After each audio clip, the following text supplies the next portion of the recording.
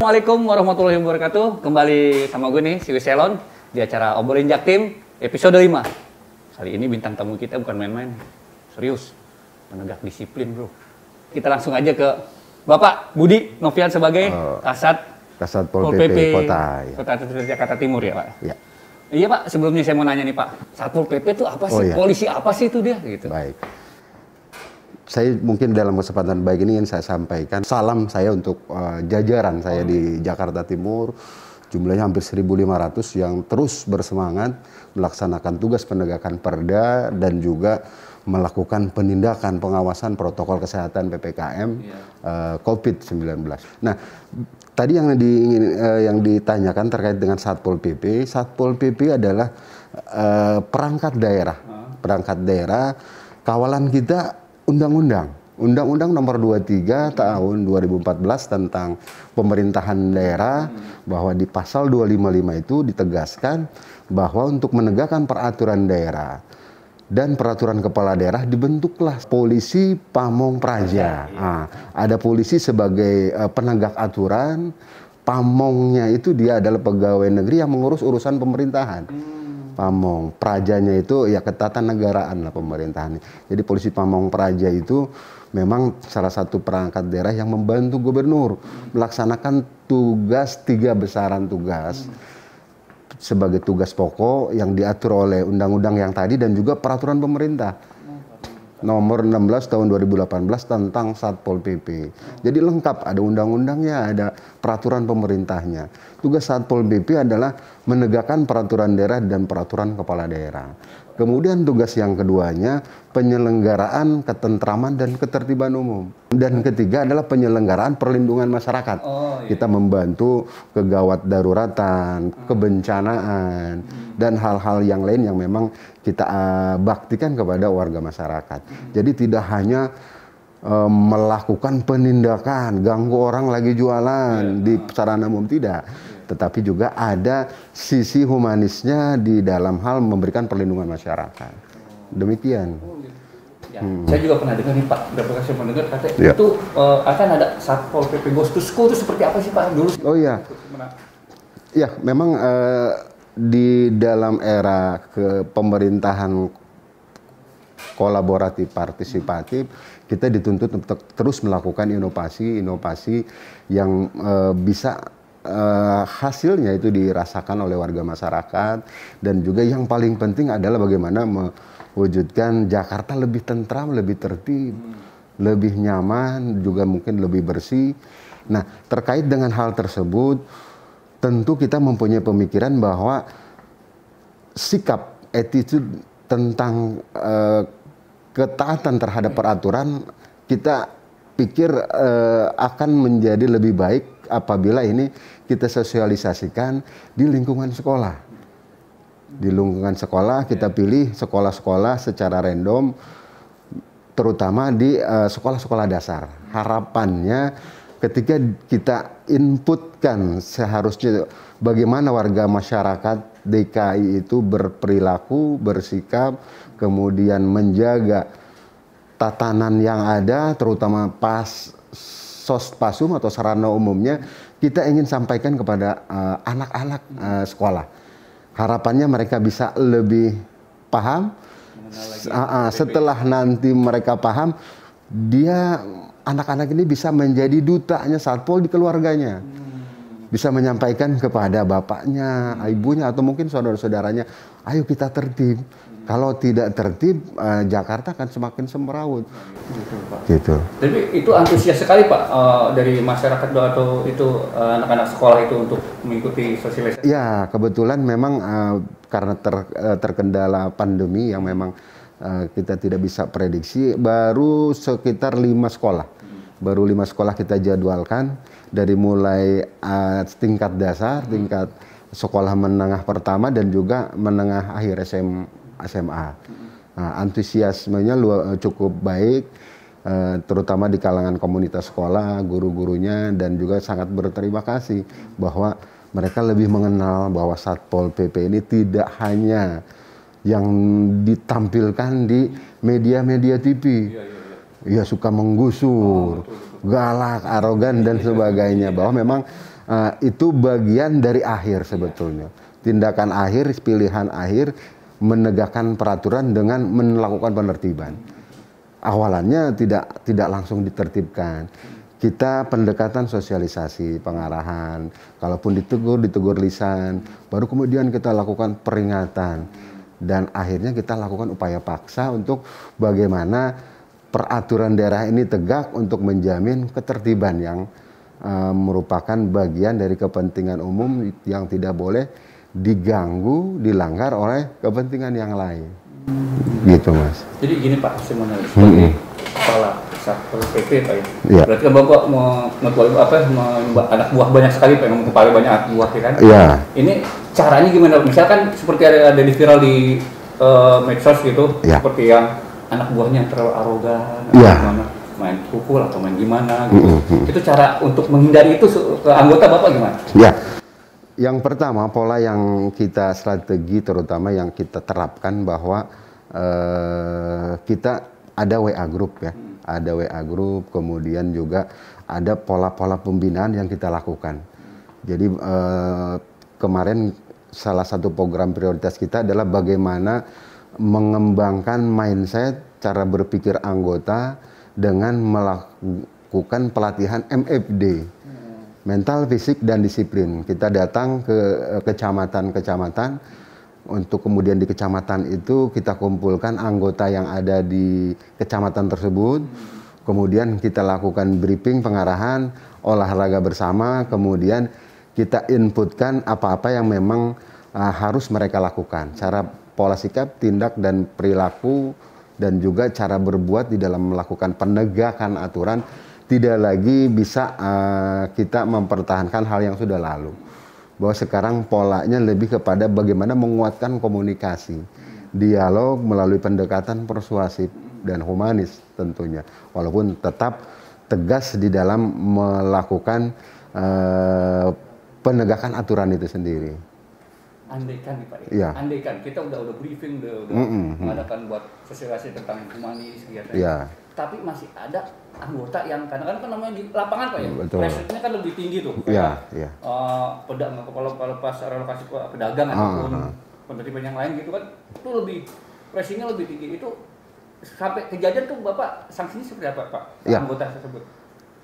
Kita melaksanakan tugas berpedoman kepada standar operasional prosedur, bahwa kegiatan akan dilaksanakan dengan mempodomani itu, dan wajib setiap petugas yang bertugas di lapangan paham tentang SOP apa yang boleh dan tidak boleh. Dan mereka ketika di lapangan itu kan dikendalikan oleh satu orang namanya Komandan Regu, yang dia mengendalikan 10 orang. Ketika ada pergerakan pasukan ataupun personil Satpol PP untuk melakukan kegiatan penertiban skala menengah, misalnya 100 atau 200 orang, ada 20 orang di situ pengendali yang dia bertanggung jawab terhadap tindak tanduk anggotanya yang berperan serta ikut di dalam kegiatan penertiban itu. Nah, dari komandannya itu kita lakukan briefing yang memang agak tegas, bahwa memang tidak boleh ada yang melakukan tindakan anarkis. Kalau kemudian ada anggota siapa, komandan bertanggung jawab. Gitu. Ya. Tapi pasti ada sanksinya juga ya Pak? Ada sanksi. Sanksinya selain terhadap petugas lapangan secara individu, juga dia merupakan anggota regu mana, komandannya bertanggung jawab. Gitu, Pak. Iya. Jadi ada Pak mau disampaikan, misalnya saya nih, saudara pengen masuk Satpol PP, gimana sih Pak caranya? Iya. Gitu loh. Kebetulan Satpol PP itu adalah pegawai negeri. Ya, pegawai negeri, walaupun kemudian ada status pegawai lain dari Satpol PP itu, ada namanya PTT, pegawai tidak tetap, dan juga ada PJLP, penyedia jasa lainnya yang memang direkrut untuk membantu. Nah, barangkali kalau untuk saat ini formasi untuk Satpol PP itu memang yang non PNS pun memang saat ini kan tidak ada. Tetapi barangkali nanti kalau ada penerimaan PNS yang seperti kemarin ada 100 kuota untuk Satpol PP yang diintegrasikan di tingkat nasional, tingkat pusat, bisa mendaftar. Kalau nanti ada waktu-waktunya, pembukaan penerimaan pegawai. Itu pendidikannya bekerja sama TNI Pak atau gimana Pak? Ya. Untuk fisik atau betul. Seorang polisi Pamong Praja ataupun Satpol PP sebelum dia melaksanakan tugas di Korps Satpol PP ini dia harus memiliki dua keterampilan. Keterampilan dasar dan keterampilan lanjutan. Dan keterampilan dasar itu sebelum dia bergabung ke kita dilakukan pelatihan dulu, pendidikan pelatihan Pol PP dasar bekerja sama dengan Rindam Jaya untuk melatih mental, fisik dan disiplinnya. Gitu. Baru kemudian setelah itu mereka diberikan input untuk pendidikan Pol PP lanjutannya oleh BPSDM tentang bagaimana penguasaan, pemahaman terhadap aturan dan juga komunikasi efektif di lapangan. Itu berapa tahun? Diklat bulan ya? Enggak. Kalau di Rindam paling lama 1 bulan. 1 bulan ya? 1 bulan. Itu berenang, lari? Lari, baris berbaris, kemudian IMFD aja itu. Pak, suka dukanya Bapak sebagai Kasatpol seperti apa sih Pak? Oh iya, saya kira juga mungkin sama dengan perangkat yang lain, khusus di Satpol PP karena memang kita melaksanakan urusan pemerintahan wajib yang berkaitan dengan pelayanan dasar, sehingga layanan di bidang pemerintahan tentang ketertiban ini harus tersaji 24 jam. Karena kita melaksanakan pemerintahan wajib urusan berkaitan dengan pelayanan dasar. Mau tidak mau harus tersaji di warga masyarakat, sehingga beberapa pola yang memang lazim dilaksanakan ada piket 24 jam. Ada bagian patroli, kemudian juga ada bagian penanganan pengaduan, ataupun ada juga unit-unit reaksi cepat manakala ada mereka warga masyarakat yang mengadukan mereka diganggu ataupun pribadinya terganggu oleh ketertiban umum.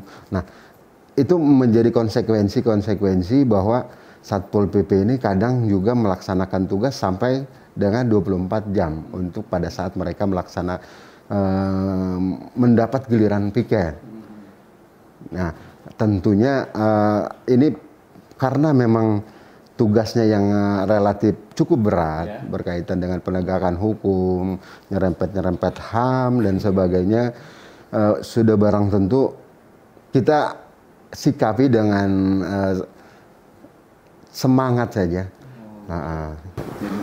Jadi harus punya prinsip semangat hidup untuk menjalani. Ya artinya Satpol PP sudah seperti itu. Kalau memang sudah mau masuk ke situ, ya memang konsekuensinya harus sudah kita terima. Gitu. Tinggal bagaimana mengkomunikasikan kepada keluarga bahwa kita melaksanakan tugas sampai larut malam itu karena memang ini aturannya seperti itu.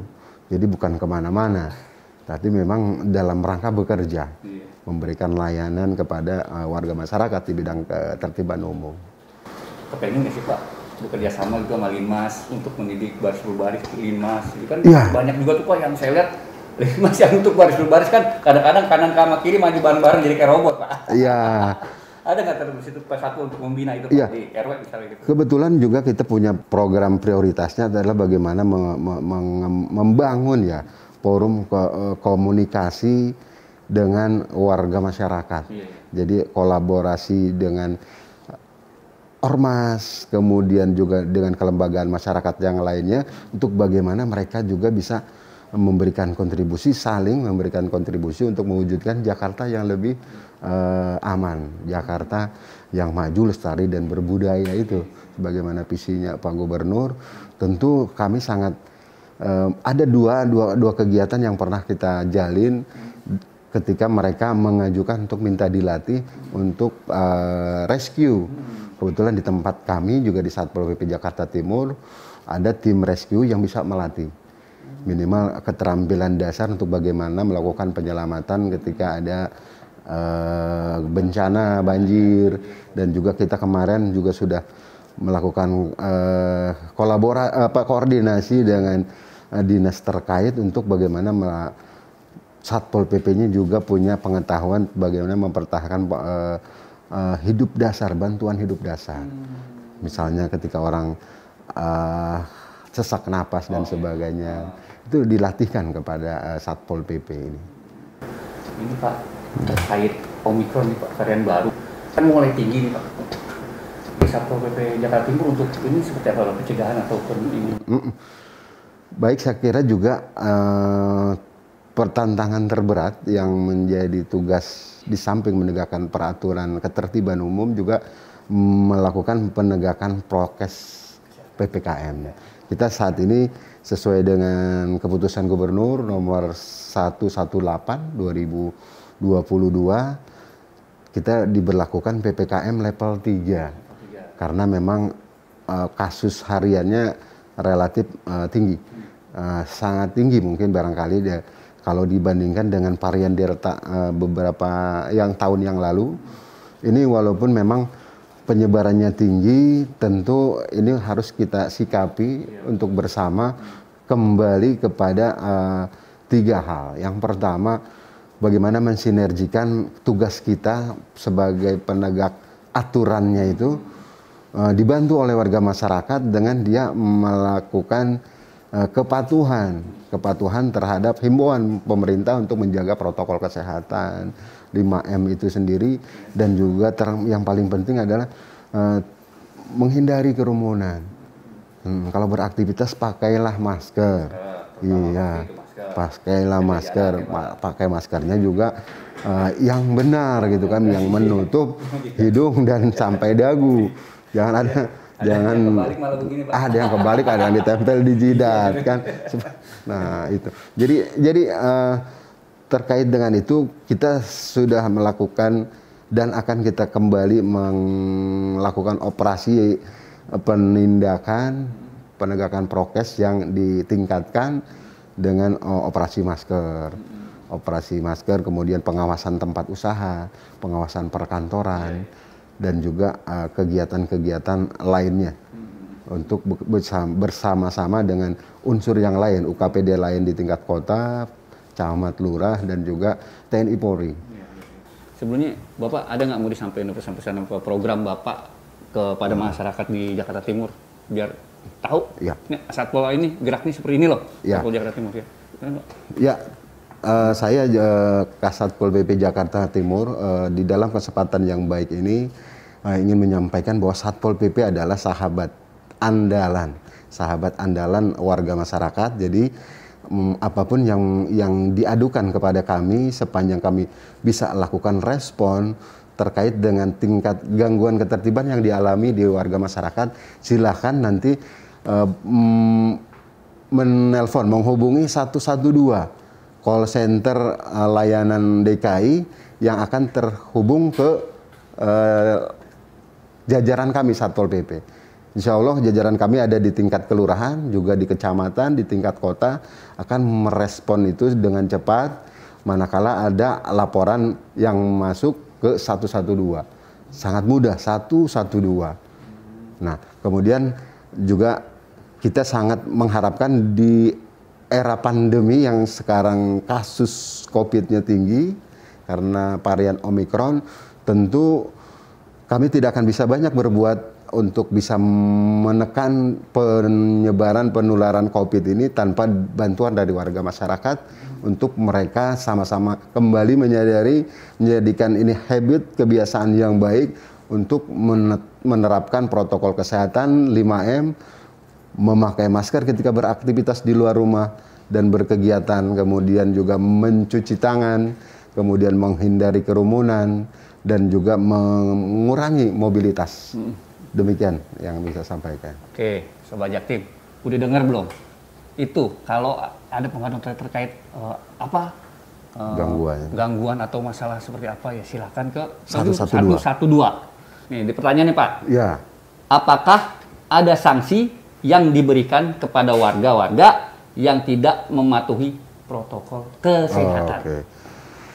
Ya, untuk warga masyarakat yang melanggar protokol kesehatan, kita punya regulasi yang mengatur bahwa saat ini PPKM level 3 sesuai dengan Kepgub 118/2022 yang penindakannya kita mendasarkan kepada Pergub nomor 3 tahun 2021 tentang peraturan pelaksanaan Perda 2. Perda 2 sendiri sudah diterbitkan tahun 2020 penanggulangan COVID. Nah, kalau warga masyarakat yang tidak patuh misalnya melanggar prokes, salah satunya tidak menggunakan masker ketika ditemukan oleh petugas sedang beraktivitas di luar rumah, itu akan kita lakukan pengenaan sanksi.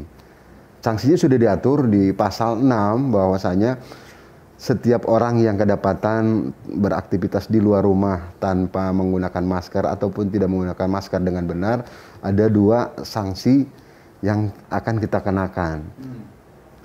Salah satunya adalah dia membayar denda administrasi paling banyak 250.000. Atau kalau memang dia tidak mampu, dia dipersilakan memilih untuk bekerja sosial, membersihkan pasos-pasum, membersihkan trotoar, membersihkan sampah yang ada di sarana umum lah. Gitu, menggunakan sapu yang sudah kita siapkan dan kita kasih rompi oranye. Tulisannya pelanggar PSBB, pelanggar prokes PPKM. Harapannya dengan seperti itu ada efek jerah buat warga masyarakat mematuhi prokes PPKM ini.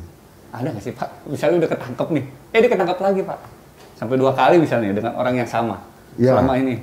Ada. Itu sanksinya akan lebih berlipat atau sama aja Pak? Iya, sama saja, nggak ada progresif ya. Tuh, jadi ya jangan awas lo kalau keluar rumah pada kagak pakai masker, nggak mematuhi protokol kesehatan. Nanti ada sanksinya dari Bapak Budi nih. Oke, pertanyaan kedua Pak dari Aisyah Widya. Nih, bisakah yang nggak tertib prokes kita adukan? Jadi saya ngeliat nih Pak, seorang ada nggak pakai masker ataupun berkerumun, saya ngaduin ke Satpol, itu bisa nggak? Iya, sangat bisa sekali. Petugas kita ada di kelurahan, ada di kecamatan. Jadi kalau kemudian menemukan ada kerumunan di satu tempat, lokasi mana, langsung bisa dihubungin 112 itu sendiri, ataupun kemudian bisa dipoto dulu. Kemudian hasil fotonya itu sampaikan ke kelurahan, ke Satpol Kelurahan untuk dilakukan penindakan. Kalaupun mereka memang sudah tidak berkerumun, tetapi tempat dan lokasinya itu bisa kita ketahui ada di tempat itu, kita akan minta pertanggungjawaban pengelola atau penanggung jawab tempat kerumunan itu. Misalnya di warung ataupun di kafe atau di satu tempat yang menimbulkan kerumunan dan membiarkan mereka sehingga terlanggar namanya kapasitas jaga jarak dan sebagainya. Masyarakat foto dulu, tapi hati-hati motonya, takutnya ada yang tidak berkenan. Jadi berabe juga nanti. Baru kemudian bisa dilaporkan dokumen foto tersebut. Apalagi kalau kemudian zaman sekarang ada namanya timestamp. Jadi memang fotonya autentik ya, valid, berbasis waktu yang jelas dan lokusnya jelas. Dan titik koordinatnya bisa ditentuin. Betul. Timestamp itu ya Pak ya. Dilaporkan saja. Oh gitu. Iya. Oh jadi gitu Sobat Jatim, laporin aja kalau ngelihat ada yang melanggar prokes seperti kerumunan dan nggak pakai masker ataupun apa gitu yang melanggar prokes, ya aduin aja ke 112 Pak. Iya. Ya Pak, lanjut ke pertanyaan ketiga nih Pak nih. Dari Taufik Ruben. Ini topiknya operasi tertib masker atau Tipmas. Kapan razia masker di wilayah Kelurahan Cipinang Melayu dilaksanakan? Berarti di sana ada pelanggaran banyak pelanggaran ini. Ya. Terima kasih saya masukannya buat Mas Ruben ya. Iya. Untuk jadwal harian operasi tertib masker di setiap kelurahan itu 2 kali dilaksanakan. Jam 9, jam 8 sampai dengan jam 10. Kemudian siangnya itu jam 1 sampai dengan jam 3. Itu dilaksanakan. Memang sebaran titik kerumunan ataupun pelanggaran orang nggak pakai masker itu relatif banyak. Tidak sebanding dengan jumlah anggota yang ada. Tetapi kalau kemudian ada masukan tentang lokasi yang memang sangat diperlukan urgen untuk dilakukan operasi tertib masker, bisa menghubungi Kasat Pol PP Kelurahan Cipinang Melayu ataupun ke kelurahan lainnya yang memang prioritas ini luput dari pantauan ataupun patroli petugas. Iya. Ya, kami butuh. Nggak setiap kali 24 jam. Iya, kita butuh masukan seperti itu juga, ya, betul. Iya Pak. Lanjut ke pertanyaan nih Pak yang keempat nih Pak. Dari Linus Logo 98 dia menanyakan, Pak, saya mau bertanya. Sekarang banyak yang tidak mematuhi prokes, khususnya di warung dan di pasar. Pedagang sayuran, apakah bisa diberikan sanksi juga tuh Pak? Iya betul, bisa. Pasal 6 tadi yang saya sampaikan, pasal 6 Pergub 3 tahun 2021, bahwa setiap orang yang ada di Jakarta ini, walaupun dia bukan orang Jakarta, tetapi berada di wilayah Jakarta, akan terikat dengan aturan tersebut. Ketika melaksanakan aktivitas, ataupun berada di luar ruangan, di luar rumahnya, baik itu di pasar, kalau di warung mungkin kalau lagi makan tidak ya.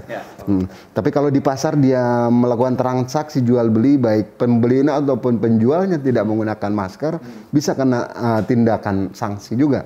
Ketika dia kedapatan petugas tidak menggunakan masker, bisa langsung ditindak di tempat itu juga.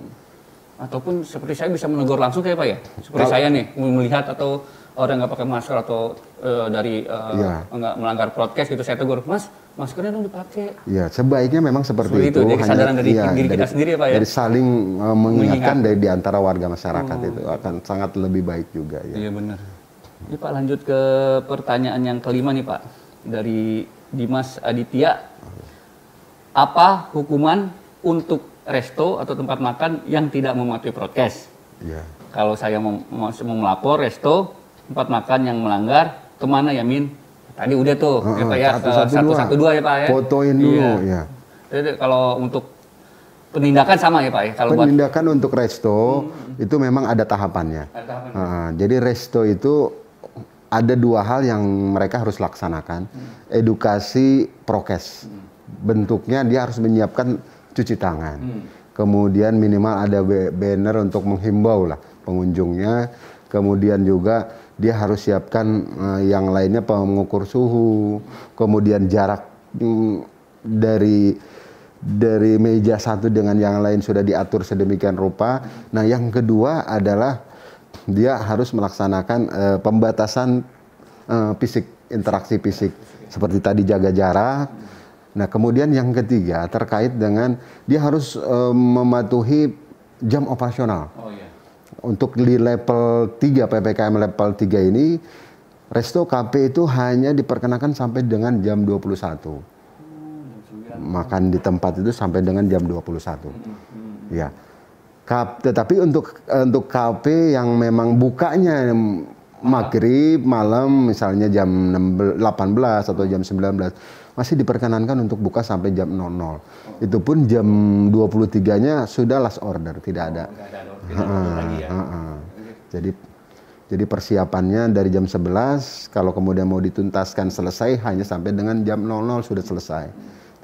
Tidak ada penambahan lagi, harus dia membayar membayar dan sebagainya. Jadi udah harus close. Kalau perkantoran sendiri seperti apa Pak? Nah, kalau perkantoran kita bagi di dalam aturan itu dibagi menjadi dua ya. Ada perkantoran BUMN, ada juga perkantoran pemerintah, ada perkantoran swasta. Nah, ketiga-tiganya ketika melakukan pelanggaran, pembatasan kapasitas, dan juga tidak menerapkan protokol kesehatan, kita lakukan pelanggaran pertama teguran tertulis dulu. Setelah teguran tertulis, kemudian kita lakukan kenakan denda. Itu jumlah dendanya berapa? Jumlah dendanya maksimal bisa sampai 50 juta. Waduh. Iya. Buat beli channel bisa berenang tuh. Wah, bisa. Ya, betul. Termasuk ini, instansi pemerintah juga kalau kemudian melanggar. Swasta juga sama? Sama. 50 juta. 50 juta juga kalau kemudian sudah pelanggarannya berulangnya. Iya. Tuh, hati-hati tuh. 50 juta sayang. Buat DP rumah enak. Iya, Pak. Maksimal tapi maksimal paling banyak itu. Paling banyak ya. Iya. Itu buat perkantoran ya. Dihimbau dah patuhi prokes kesehatan, jangan sampai kedenda, lumayan. Oke Pak, lanjut ke pertanyaan berikutnya yang keenam nih Pak nih. Ini dari Only One nih Pak. Oh, aduh. Kan sering pedagang yang mungkin banyak atau warga sudah diingatkan selalu melanggar nih Pak. Nggak menggunakan masker, masih bandel. Resolusi dan solusi terbaiknya apa tuh Pak? Untuk memberikan efek jerah agar tidak terulang. Ya memang aturan itu akan tegak minimal oleh 3 hal ya. Pertama, aturannya sudah benar, petugasnya sudah benar, dan ketiga masyarakatnya patuh. Selesai itu. Betul Pak. Tetapi kalau kemudian tidak itu terjadi, tentunya kami sebagai petugas tidak akan bosan-bosannya melakukan himbauan, kita sinergikan dengan penegakan aturan yang humanis tadi itu. Harapannya bahwa kegiatan penindakan ataupun tindakan-tindakan yang kita lakukan ini bisa menyadarkanlah warga masyarakat, karena tidak bisa kita bekerja sendiri tanpa ada kerjasama masyarakat dalam bentuk ketaatan terhadap aturan. Tidak hanya karena ada petugas, dia kemudian memperbaiki maskernya, tetapi ini menjadi bagian dari kebiasaan dan atau budaya untuk pola hidup lebih sehat. Ini ada guyupnya Pak, dari atas ke bawah ada guyupnya Pak ya. Ya, karena satgas-satgas di COVID di RW, di RT, di kelurahan juga ada untuk bisa mereka dibantu tugasnya. Dengan bagaimana membantunya itu tadi.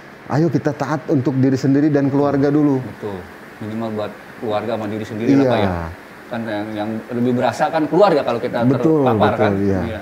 Sanksi yang kita kenakan itu sampai dengan saat ini banyak masih yang melakukan pelanggaran dari kemarin dan kemarinnya itu setiap harinya nggak kurang dari 400 orang yang kena penindakan. Tetapi karena memang alasannya dia tidak mau bayar denda, akhirnya dia hanya menyapu jalanan dan juga fasilitas umum sebagai bentuk sanksi yang diberikan atas pelanggaran. Seperti itu. Oke Pak, lanjut nih Pak, pertanyaan yang ketujuh nih. Ini dari Facebook Pak, kalau tadi dari Instagram. Oh iya, Tadi dari Facebook, ini Facebook Pak. Ya. Ini topiknya penegakan prokes sama kerumunan nih Pak. Oh iya. Wah, pas banget nih. Mau nanya dong, bila ada pelanggar prokes, salah satunya masih ada yang berkerumun, nongkrong gitu. Sanksi apa yang bakal diberikan Satpol PP? Oh, anak muda nih Pak, kan biasanya kalau gonjreng-gonjreng malam minggu sampai nongkrong sendiri itu kan boleh ya. Nongkrong sendiri boleh. Kemudian yang tidak boleh itu ketika berkerumunnya melebihi 5 orang. Jadi kalau dibagi 5, tapi jaga jarak 1 meter minimal, ya nggak ada masalah. Tapi nggak mungkin Pak. Nah, kemudian yang menjadi persoalan kan nongkrong berjauhan itu seperti musuhan ya, seperti musuhan, akhirnya dempet-dempetan, dan itu yang tidak boleh. Khawatirnya kalau terlalu dekat, apalagi tidak bermasker, dropletnya itu bisa lebih cepat, apalagi varian Omikron ini masif sekali penyebarannya dan sangat cepat, 2 kali lebih cepat dari varian yang lalu itu, Delta itu. Emang di daerah saya pun kalau anak muda sudah susah Pak. Saya udah peringatin, itu pada nongkrongnya pakai masker dong, jangan nongkrong juga terlalu lama. Tetap aja Pak, kadang-kadang malah saya yang diomelin. Mau galakan dia katanya. Jadi laporkan ke petugas beli 112, pastinya ini akan cepat kita tindak lanjuti. Karena di sana juga ada Binmas, ada Babinsa, dan juga Satpol PP kelurahan yang lebih dekat melalui Pak RW-nya. Ya barang-barang nanti kita lakukan pembubaran kalau memang dia tidak bisa jaga jarak. Apalagi kalau sudah larut malam ya memang lebih baik beristirahat di rumah, akan lebih sehat, karena situasinya Jakarta belum nggak baik-baik saja, belum kondusif ini. Belum kondusif, masih sangat mengkhawatirkan. Iya, penyebaran juga sangat cepat kata Omikron ini Pak. Oke Pak, pertanyaan yang ke-8 nih Pak dari Indri Widiati ya. Pak, saya ingin mendengar pendapat sekaligus masukan dari Bapak tentang ketertiban protokol kesehatan di kendaraan umum.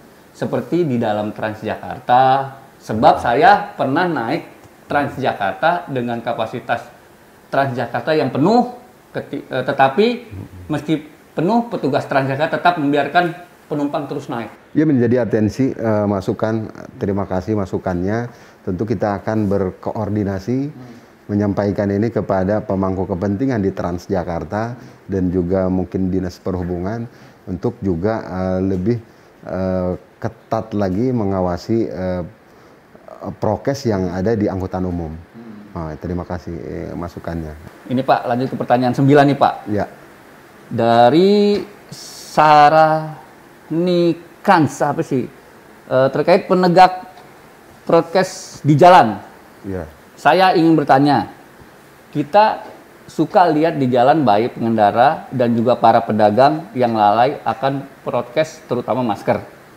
Dari Bapak sendiri, apa sih yang Bapak lakukan apabila bertemu orang-orang yang tidak mematuhi prokes? Apakah ada sanksi atau hanya sekedar teguran saja? Tetapi jika hanya teguran dan besoknya diulangi lagi, langkah apa yang akan Bapak lakukan? Ya. Melakukan penghimbauan kita setiap waktu sampaikan. Kemudian juga ada memang waktu-waktu tertentu kita melaksanakan operasi tertib masker yang memang ketika dilakukan operasi gabungan itu pasti akan ditindak. Kalau kemudian ada yang melakukan pelanggaran tidak pakai masker. Kemudian kalau kita ketemu di jalan hanya orang per orang itu tetap kita akan sampaikan untuk mematuhi, karena menggunakan masker itu tidak hanya melindungi dia sendiri tapi juga melindungi orang lain supaya jangan sampai terpapar. Gitu. Pernah ikut ya dalam operasi Iya, satpol iya. gitu kan? Ada ya Pak yang ngeyel dan bilang, udara tuh dikasih Tuhan bagus, udara tuh ini nggak ada kotornya, kenapa harus pakai masker sih? Katanya. Nah, yang seperti itu harusnya gimana tuh Pak? Ya, saya kira juga kalau kemudian dia kedapatan melanggar, tetap akan kita lakukan penindakan. Kalau kemudian mencoba melawan petugas, tentu ada aturannya tersendiri.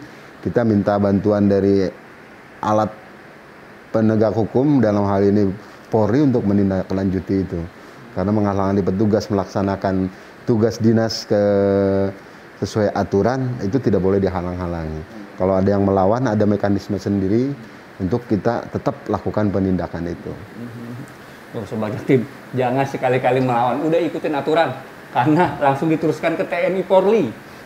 Pak, lanjut nih Pak ke pertanyaan yang ke-10. Ya. Untuk dari Nurmi Sailila. Ini topiknya pengalaman dan hambatan Satpol PP saat menegakkan prokes kepada masyarakat. Dan pertanyaannya, Pak izin bertanya, untuk mengetahui hambatan atau permasalahan yang dihadapi Satpol PP dalam menjalankan tugas sebagai penegak disiplin protokol kesehatan COVID-19 pada masyarakat di Jakarta, apakah selama bertugas ada perlawanan dari masyarakat, lalu bagaimana Bapak menangani masyarakat seperti ini yang tidak taat aturan? Ya. Di dalam melaksanakan tugas tentu tidak semuanya masyarakat senang dilakukan, ditegur, ditindak, apalagi tidak semuanya senang. Tidak semuanya mau menerima dengan berbagai alasan. Mereka melanggar itu alasannya banyak. Ada kelupaan lah, ada hanya dekat lah Pak, cuman sampai ke situ doang. Nah, tetapi karena memang ketentuan yang ada bahwa ketika kedapatan oleh petugas dia beraktivitas, mau berjalan, mau berkendara, dan tidak menggunakan masker, itu bagian dari pelanggaran yang diatur oleh aturan. Kita akan tetap lakukan penindakan. Adapun dari sekian banyak yang kita lakukan penindakan, tidak terlalu banyak lah yang melakukan perlawanan. Jadi kalau kemudian ada tindakan perlawanan seperti itu, kita tetap akan secara arif, secara pelan, bijaksana, sopan, untuk kita memberikan himbauan, penerangan, ataupun memberitahukan dengan baik, gitu. Kalau masih membandel, ya karena memang biasa kita didampingi oleh aparat kepolisian, kita pasti meminta bantuan mereka untuk bisa memberikan penerangan, pengarahan terhadap si pelanggar yang agak tidak mau ditindak itu. Pak, sebelumnya saya minta maaf nih. Ini pertanyaan dari saya nih Pak, agak sensitif sedikit, nggak apa-apa ya Pak? Oh iya, nggak apa-apa. Ini Pak, perihal penertiban yang persuasif. Nih saya mau nanyakan nih, penertiban dan penegakan yang dilakukan secara persuasif itu seperti apa Pak? Iya, iya. Ya, karena Sigma Lawas, Satpol PP, kalau penertiban itu galak. Iya. Main dorong atau main ini pukul, gitu, main. Iya. Iya. Itu seperti apa Pak? Iya. Memang merubah citra institusi ataupun stigma yang awalnya memang kurang baik, memang agak sulit. Padahal dari tahun 2013 pada saat Pak Jokowi jadi gubernur DKI, bahwa Satpol ini sudah tidak boleh lagi bawa pentungan. Dari 13 ini sekarang 2022 sudah 9 tahun. Tetapi yang ada di benak masyarakat ketika bicara tentang Satpol PP tentu dalam ingatan yang mudah diingat adalah hal-hal yang memang kurang baik, kurang elegan dan sebagainya. Nah, dari mulai ke sini kita terus membenahi diri, melakukan pengarahan kepada anggota untuk bagaimana merubah secara total penegakan aturan ataupun cara bertindak. Karena yang kita hadapi ini bukan pelaku kejahatan. Ini adalah pelaku pelanggaran. Pak Gubernur sampaikan, yang melanggar itu ada 3 kategorinya. Yang pertama karena dia masalah perut untuk mempertahankan hidup. Nah itu kita harus bedakan. Dengan yang kedua kategorinya itu dia serakah. Serakah artinya sudah mengokupasi trotoar, kemudian saluran juga diokupasi, kemudian sampai ke jalanan juga diokupasi. Sudah punya cabang 1, 2, 3, dia punya cabang yang lain. Nah itu kita deteksi itu bagian dari keserakahan. Tetapi ada juga yang memang pelanggaran karena sistematis. Jadi memang ada kong kali kong ini antara oknum dengan masyarakatnya dan sebagainya. Nah itu kita harus bedakan cara melakukan penindakannya. Di dalam melakukan pendidikan aturan ada tahap kita mencegah, preemptif, preventif. Jadi kemudian pilihan terakhir adalah represif. Melalui upaya paksa kita menindak karena memang secara ketentuan juga Satpol PP ini diberikan 4 kewenangan oleh undang-undang dan juga oleh peraturan pemerintah. Satu, Satpol PP punya kewenangan untuk melakukan tindakan non justisial yang tentu berdasarkan dengan aturan yang ada dan tidak kita bawa ke pengadilan. Itu non justisial. Kemudian yang kedua, kewenangan Satpol PP adalah menindak warga masyarakat yang melakukan pelanggaran. Kemudian yang ketiga, kita juga punya wewenang untuk melakukan penyelidikan. Ketika ada dugaan pelanggaran atau laporan pelanggaran aturan, kita bisa memanggil mereka. Sekali 2 kali tidak datang, kita jemput menggunakan Korwas Polda untuk kita hadirkan. Dihadirkan untuk kita lakukan pemeriksaan. Dan yang ketiga ini, yang keempat, kita diberikan wewenang untuk melakukan tindakan justisial. Jadi kita periksa, kemudian kita bawa ke pengadilan untuk dijatuhi hukuman, bisa kurungan, ada juga subsidiarnya ganti uang denda. Nah itulah kewenangan-kewenangan yang kita lakukan. Kalau kemudian tadi ditanyakan tentang yang persuasif, ya tentunya dialog dan komunikasi yang kita kedepankan untuk bagaimana meyakinkan bahwa pelanggaran yang dilakukan ini merugikan banyak orang. Kalau kemudian ada 10-20 pedagang yang mengokupasi sarana umum sehingga orang tidak bisa berjalan di trotoar, ya tentunya juga ini sangat merugikan. Itu kita melakukan dialog secara persuasif. Saya juga ngeliat sih Pak, anggota Bapak tuh kan tuh lebih persuasif seperti bantu dorongin gerobak ataupun kemarin lagi banjir di Kampung Cipinang Melayu, nolongin seorang bayi kan pernah ada tuh Pak, seperti itu. Itu emang mulai lebih sisi humanisnya lebih berasa nih pada Satpol PP ini Pak ya Pak, benar ya Pak. Iya, saya boleh nggak lanjut pertanyaan kedua nih Pak? Boleh. Perihal ini Pak, penggunaan fasilitas umum atau fasum untuk kebutuhan pribadi atau kelompok. Iya. Contohnya nih Pak, konflik penggunaan fasum perbatasan jalan Al-Hidayah 1 dan Al-Hidayah 2 Kelurahan Cibubur. Oh iya. Berdasarkan info akhir nih Pak, ya saya. Kedua wilayah itu menerapkan sistem buka tutup portal. Betul. Benar Pak. Agar warga dari masing-masing wilayah bisa melintas di perbatasan kedua jalan tersebut. Nah, bagaimana menengahinya Pak? Menengahinya gimana nih Pak sebagai konflik pelanggaran tertiban umum nih Pak dari Satpol PP?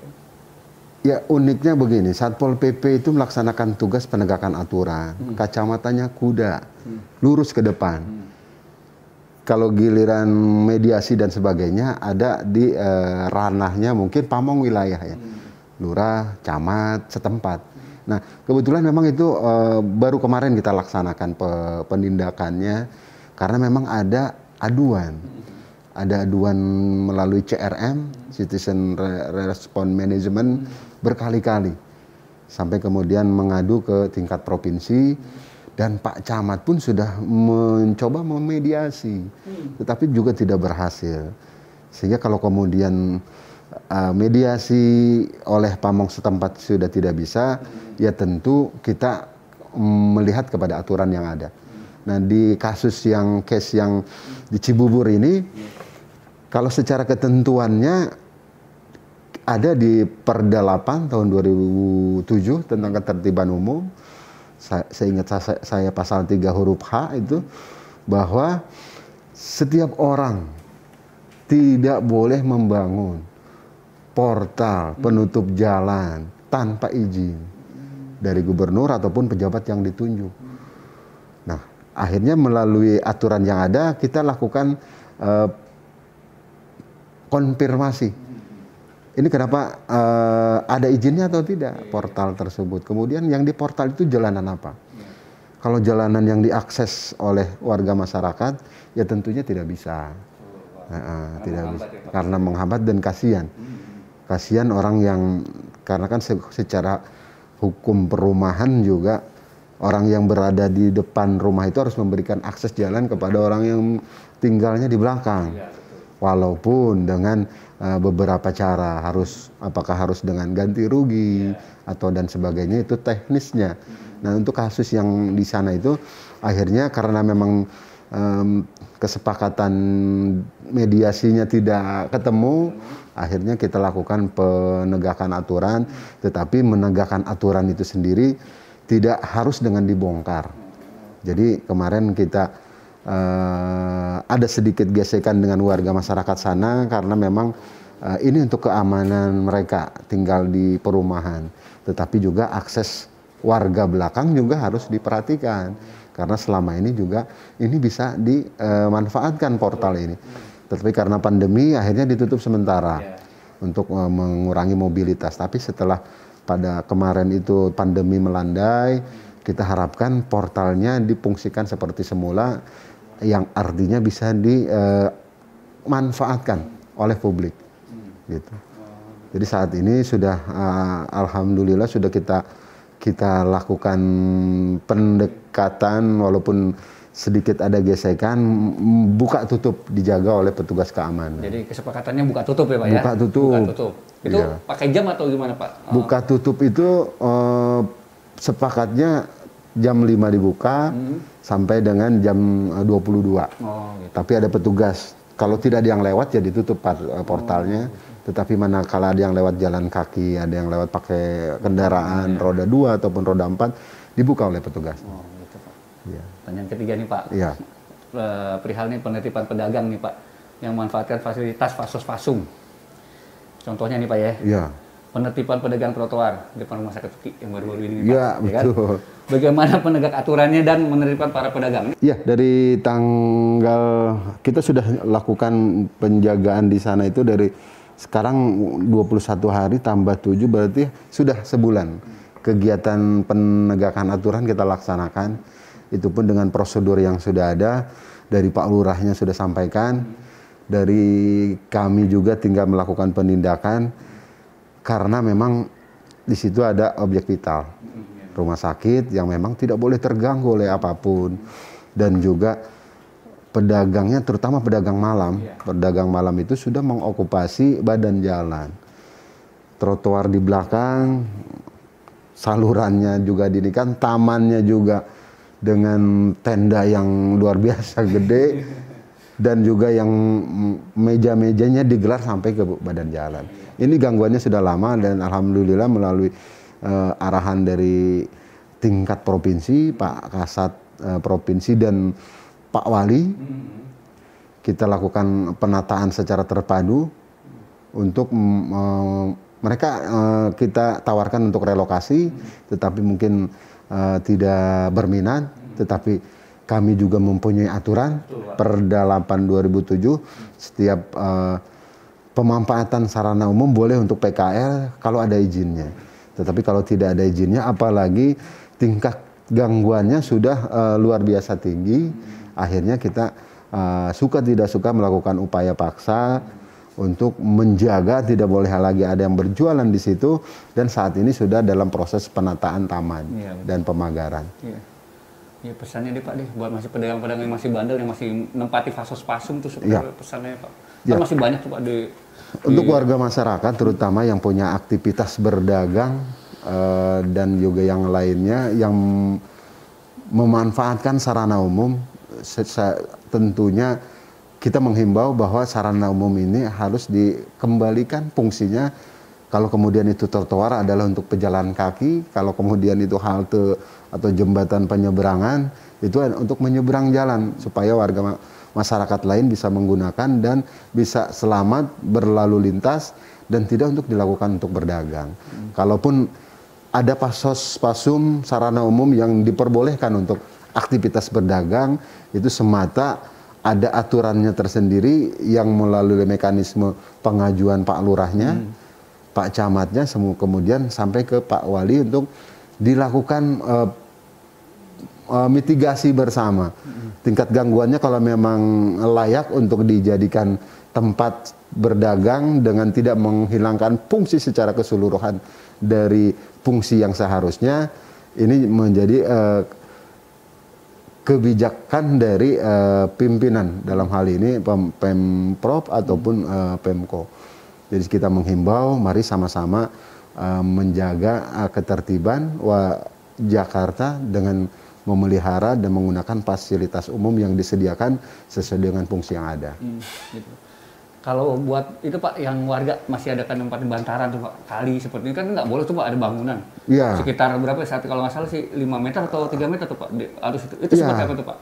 Ya. Untuk mekanismenya Pak? Untuk mekanismenya, sepanjang memang belum ada program, karena kalau kemudian kita lakukan penindakan secara melalui penataan, kemudian kita tindak mereka tidak boleh lagi untuk bermukim di situ, kita akan terkendala penjagaan. Kalau tidak kemudian diimbangi atau ditindaklanjuti dengan program selanjutnya. Betul, makanya untuk ketuntasan penertiban ini harus ada keterpaduan dari semua sektor, UKPD, supaya bisa clear, supaya kemudian bisa berhasil.